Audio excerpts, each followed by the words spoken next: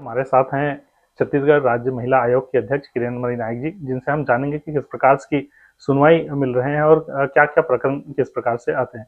Madam, अभी किस प्रकार के ज़्यादातर प्रकरण सुनवाई में आ रहे हैं? देखिए, महिला आयोग में ऐसे सेग्रीगेशन है, लगभग 21 ज़ोनर बने हुए हैं जिसमें हमारे पास मामले रजिस्टर होते हैं।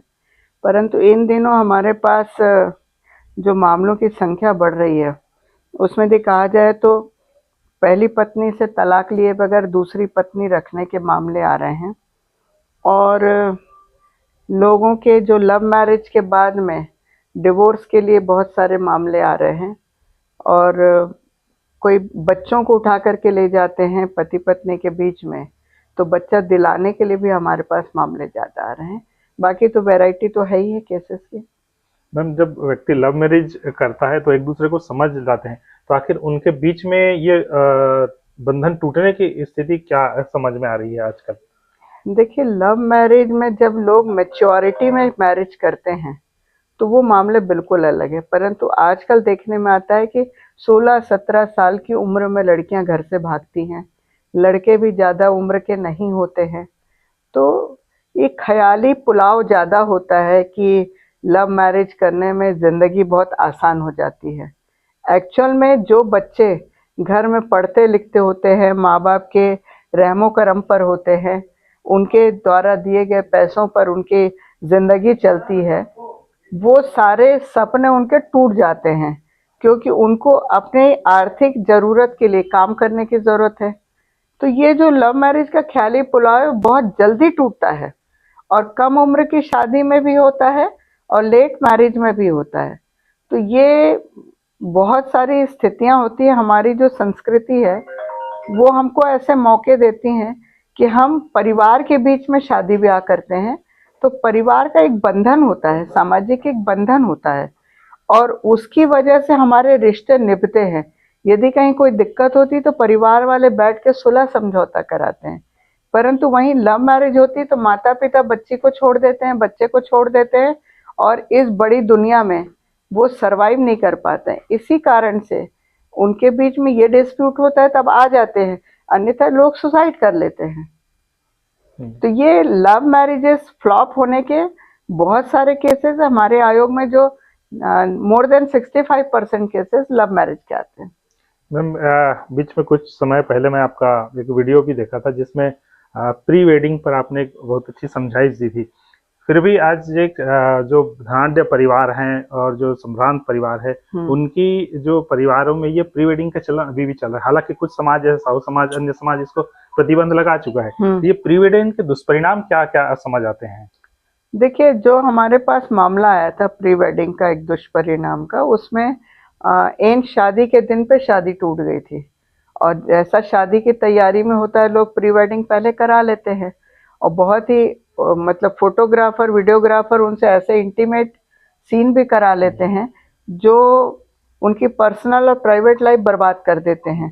तो हमारे पास जिस लड़की ने आवेदन किया था कि मेरे बहुत सारे फ़ोटोज़ उनके पास हैं, मेरे फ़ोटो का ये मिसयूज़ कर सकते हैं, तो बात सही है, जिसके पास आपके फ़ोटो हैं, यदि आपका रिश्ता टूटा है तो वो तो मिसयूज़ करेगा, क्योंकि लड़के की पहली जो एक्स गर्लफ्रेंड थी वो पहुंच गई थी। तो ऐसी जो शादियां होती है, अरेंज मैरिजेस होते हैं, उसमें भी हम ये नहीं कह सकते कि शादी हो ही जाएगी। तो मेरा एक समझाइश रहता है कि आखिर आपके फ़ोटो में डेट तो लिखी नहीं होती कि ये प्री वेडिंग है कि पोस्ट वेडिंग है। तो आपको शौक है तो शादी के बाद करवाइए ना फ़ोटो, हम मना नहीं करते, क्योंकि आप एक लीगली वेडेड हस्बैंड वाइफ है, परंतु आपने खूब सारी फ़ोटो शूट करा लिए, वीडियो करा लिए और शादी नहीं हुई, तब क्या होगा? तो इस स्थिति से बचने के लिए हमारी समझाइश है कि आपको ऐसे घटिया संस्कृति को बढ़ावा नहीं देना चाहिए। मैम, आजकल जो दुष्कर्म के मामले बढ़ रहे हैं उसमें नाबालिग ज़्यादा आ रहे हैं, तो वहाँ पर कारण क्या समझ रही है? सिर्फ लड़कियां ही नहीं, लड़के भी नाबालिग हो रहे हैं। देखिए, एक तो ये जो आपके हाथ में मोबाइल है, बच्चों के हाथ में, ये एक बहुत बड़ा मॉन्स्टर है, खतरनाक है, राक्षस है। जिन बच्चों को उनके शरीर के बढ़ने की उम्र में 12 साल से प्यूबर्टी एज आती है, लड़कियों का मेंसेस एज आता है, तो जब तक उनको समझ आता है कि उनकी मैच्योरिटी कैसे जा रही है, उस मैच्योरिटी का क्या यूज़ है, मिसयूज़ है, उस उम्र में एक बहुत आक्रोश होता है, एक जवानी का जोश होता है। तो इस वजह से ये सारी चीज़ें होती हैं, परंतु उसको संभालना उनके लिए उनका मेंटल लेवल तैयार नहीं है। मानसिक स्तर पर वो मैच्योर नहीं है, शारीरिक स्तर पर मैच्योरिटी होना अलग चीज़ है। और फिर जिन चीज़ों को बच्चों को नहीं जानना चाहिए, वो बच्चे आजकल पोर्न साइट और सारी चीज़ें देख करके जान रहे हैं। इसी वजह से जो नाबालिग बच्चों में ये घटनाएं ज़्यादा हो रही है। रील का चलन आजकल सोशल मीडिया में बहुत बढ़ गया है। चलिए वहां तक तो समझ आती है कि स्टूडेंट है, कॉलेज स्टूडेंट है, लड़कियां हैं वो कर रही, लेकिन मैरिड जो महिलाएं हैं वो भी बहुत ज्यादा इन्वॉल्व होती है। और कहीं ना कहीं जब जाकर के वो कोई दूसरा उनका मित्र बन जाता है, पुरुष मित्र बन जाता है, तो वो भग भी जाती हैं। तो ये रील कितना समाज के लिए घातक है? नहीं, मैं केवल रील की बात नहीं करूंगी, जिनके भी Facebook, social media account, Instagram, Twitter, ये सारी चीज़ें हैं जिनके पास, वो एक आभासी दुनिया में जीने का चलन बहुत ज़्यादा बढ़ गया है।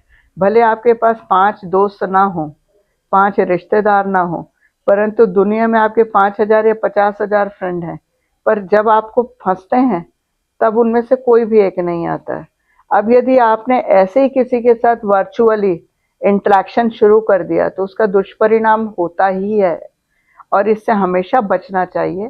तो हम तो हमेशा जहाँ तक हो सकता है समझाइश देते हैं कि ऐसे लोगों के चक्करों में ना पड़े। मैं अपने सोशल मीडिया हैंडल पर भी ऐसी कोई स्टोरीज आती है तो मैं उसको जरूर शेयर करती हूँ। आत्मरक्षा के लिए महिलाओं और लड़कियों को क्या संदेश देना चाहेंगे? देखिए, आत्मरक्षा के लिए महिलाओं और लड़कियों को संदेश से ज़्यादा मैं समझती हूँ कि पुरुषों को संदेश की ज़रूरत है कि आप अपने घर की लड़कियों को रानी दुर्गा और लक्ष्मी की तरह, और उनको सरस्वती, सबकी ट्रेनिंग देते हैं, परंतु उनको आप मार्शल आर्ट की ट्रेनिंग ज़रूर कराओ। और लड़कों को थोड़ा सा घर के काम काज और संस्कार सिखाओ। लड़कों को क्या है कि हम अपने घर परिवार में महिलाओं के रेस्पेक्ट करें, दोस्तों की, बहनों की रेस्पेक्ट करें। यदि लड़कों को आप ये संस्कार दे देते हैं तो आने वाले समय में किसी महिला के साथ वो अपराध नहीं करेंगे। और लड़कियों को यदि सेल्फ डिफेंस की ट्रेनिंग दे देते हैं तो उनके साथ कोई छेड़छाड़ की हिम्मत नहीं करेगा। तो दोनों ही चीज़ें बैलेंस है। लड़कियों को केवल बेटी पढ़ाने से बेटी नहीं बचती है, बेटी को आप इतना कॉन्फिडेंट बना दो, इनका इतना जुझारू बना दो कि उसके ऊपर कोई हाथ डालने, छूने से डरने लगे। लड़कियां उनके हाथ मरोड़ करके उसको जमीन पे पटक सकें, इतना, ये बहुत छोटी छोटी सी ट्रिक्स और टैक्टिक्स होती है जो बहुत सारे मार्शल आर्ट वाले ट्रेनिंग देते हैं। तो मैं चाहती हूँ कि सभी बच्चियां ये कोर्स जरूर करें। धन्यवाद। ये थे हमारे साथ राज्य महिला आयोग की किरणमयी नायक जी, जिन्होंने कहा कि न सिर्फ बेटियों को बल्कि बेटों को भी संस्कारित करने की आवश्यकता है, ताकि ये जो दुष्परिणाम होते हैं जो सोशल मीडिया पे जो होते हैं, और ये जो लव मैरिज के जो घातक परिणाम होते हैं, साथ ही साथ जो प्री वेडिंग जैसे विभिन्न मुद्दों पर उन्होंने अपनी सुझाव और सलाह दी है। अपने सहयोगी आशीष बंगानी के साथ मैं भूपेन साहू। तो ये थी अब तक की खबरें। अन्य खबरों के लिए प्रखर टीवी के संग बने रहिए। बहुत जल्द मिलते हैं।